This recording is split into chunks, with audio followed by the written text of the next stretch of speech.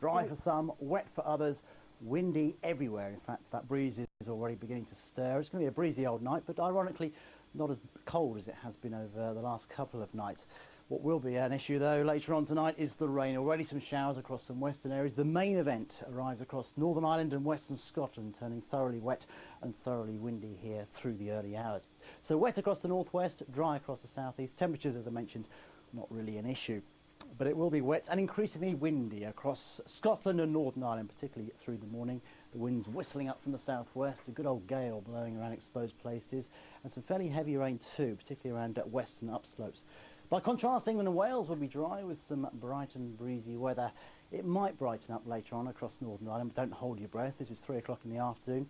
Better chance perhaps around the Moray Firth. The persistent rain will have cleared away by then, but still a packet of showers rattling in from the west through the afternoon on still a pretty gusty wind. Some patchy rain getting down into northern England, the north and west of Wales, but most of England and Wales actually having a decent afternoon. Bright and breezy. The wind will be a feature, but 16 degrees in London, nothing to be sneezed at this time of year.